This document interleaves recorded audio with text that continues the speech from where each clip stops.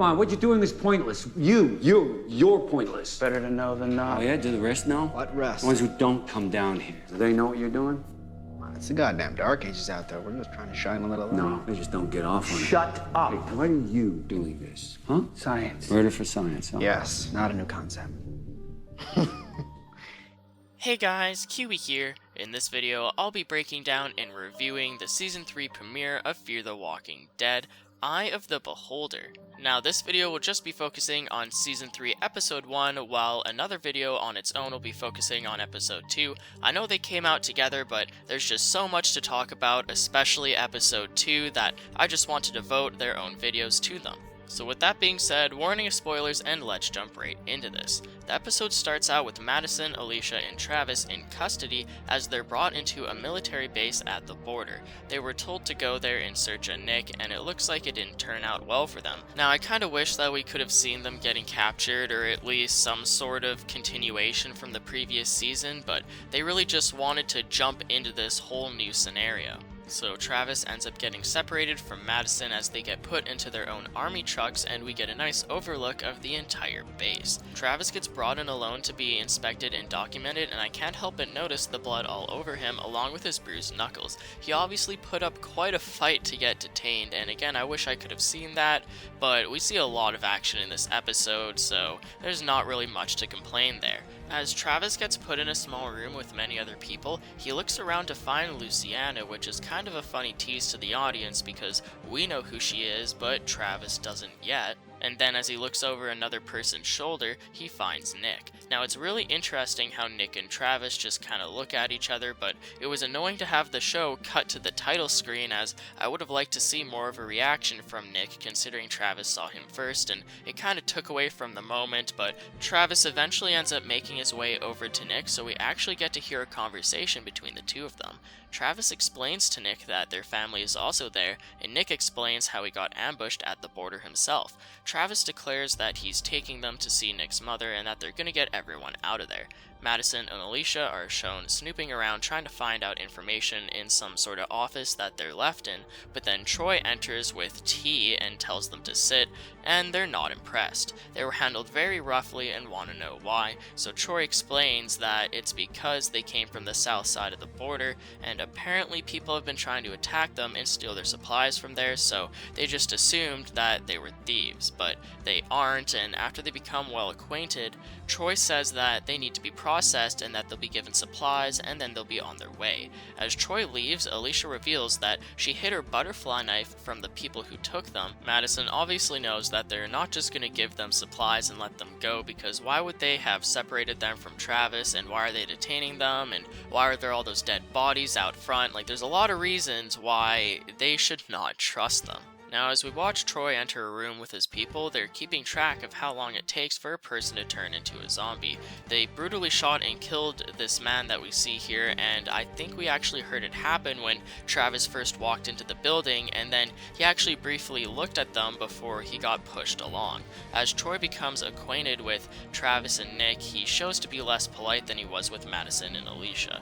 So Travis mentions that Lucy is dying and needs to be taken care of, but Troy just says that everyone here dies anyway and that mercy is all he can offer.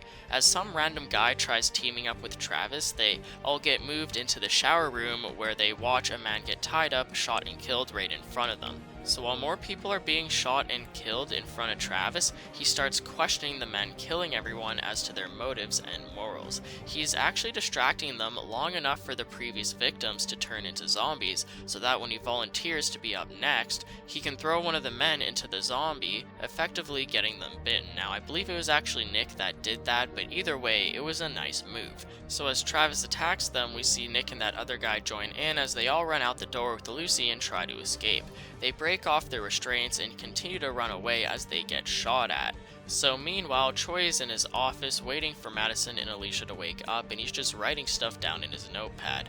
As she wakes up, they have sort of a creepy conversation, but once he starts hearing gunshots from like Travis and all of them escaping, he leaves Madison and Alicia in the office alone, locked again. So as Travis splits up with Nick and Lucy and the other guy helping him, they all find a tunnel to climb down to and escape.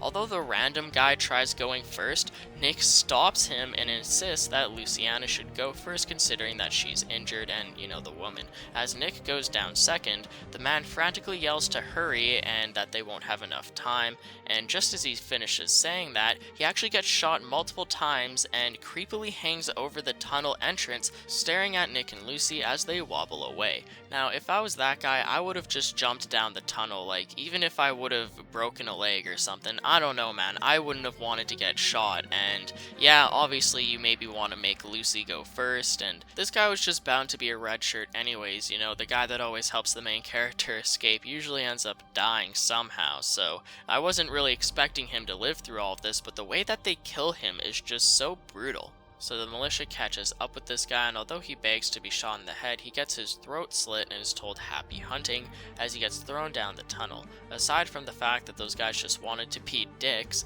they decided to not blow his brains out so that he could return as a walker and hopefully, at least for them, chase after Nick and Lucy.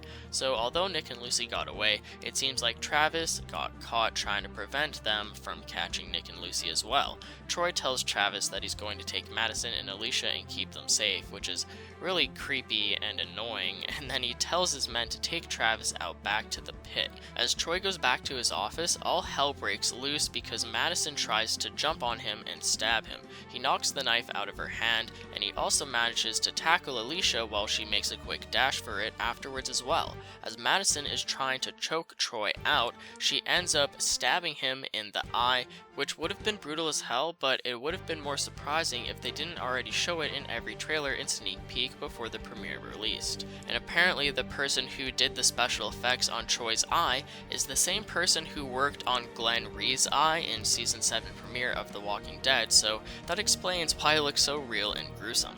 I can't even imagine how scarring it would be to have a metal spoon inside of your eye socket wrapped around your eye while your eye is still inside of it. I can't even begin to explain the amount of cringe factor that gives me. It's like the same type of cringe when you hear nails on a chalkboard. And so it would take a special type of messed up person to realize that you can hold someone hostage like this by keeping the spoon in their eye and threatening to pop their eye out. And guess what? Madison ends up doing exactly that. She threatens to pop out Troy's eye, and she tells Alicia to run and find a vehicle. Madison ends up walking out to the center of the base with the spoon still in Troy's eye, and she gets surrounded by Troy's men along with his brother. As Troy's brother Jake ends up convincing Madison to let Troy go, Jake agrees that he'll help Madison get her family, and when Jake asks Troy where Travis is, he just tells him that Travis is in the pit. So while all of this is going on, Travis got thrown into a huge zombie pit out back, and I can't help but get flashbacks of the Say Yes episode from Season 7B of The Walking Dead, as it feels like Travis was just thrown into his own Winslow arena. So as Travis battles against the staggered zombies throughout the pit, the militia jokingly encourages him to fight for his life. He impressed them by taking out the entirety of the first wave, but is told to save his strength when he throws a cinder block at one of them as they unleash twice as many at him as his second wave. Meanwhile, we see the Nick and Lucy sneak peek where Lucy tells Nick that she's just slowing him down, but Nick declares that he's never leaving her. They continue to explore the tunnels until they finally think that they've found an exit. We all know this exit to be filled with zombies as we've seen Nick open this in the previews, and so he runs back to take Lucy and run a different way with her, but great, now there's a crap ton of zombies in the tunnels with him. So as Nick and Lucy are trying to escape in a different direction, they actually end up getting attacked by the zombified red shirt man that was originally trying to escape with them but got shot and then had his throat slit. So Alicia ends up seeing them through the top of a tunnel, and she throws down her butterfly knife for Lucy to save Nick with. Now we actually saw a preview of Alicia looking down at Nick and Lucy before the season 3 premiere came out, and most of us speculated that it was the Passage Woman from that miniseries. Now it obviously isn't, as it turned out to be Alicia, and we haven't seen anyone from the Passage yet, so what's the deal with them? So just as Lucy saves Nick, Alicia actually ends up getting grabbed by Jake's men and taken away, and I believe Nick and Lucy also do, but it's off screen. So as Jake's men come in and pretty much just save the day, they get the situation under control, and we finally get to see the reunion between the family. Nick, Madison, and Alicia reunite while Travis gets pulled out of the pit and rests, although he actually ends up attacking Troy, but settles down. And it was great to see a family reunion because it really seemed from the previews that they were just going to completely gloss over this, and they kind of already did, and they already spoiled it beforehand by showing us that Nick and Madison reunited along with Travis saving Lucy. So, you know, I still stand by the fact that they showed us too much before the episode actually came out, but aside from that, I am glad that they had this moment where the family all hugged each other, and it was really nice to see. And, you know, now that we know what happens in episode 2, it's really kind of sad to see as well. So later, Jake mentions the Broke Jaw Ranch to Madison and Travis, and they are understandably skeptical. As Madison apologizes to Travis for everything that's happened, Travis tells her that he's on her side. They tell Jake to give them their guns back, and Jake agrees and goes to speak with Troy. He gives Troy a hard time for what he's done, but he lets him go.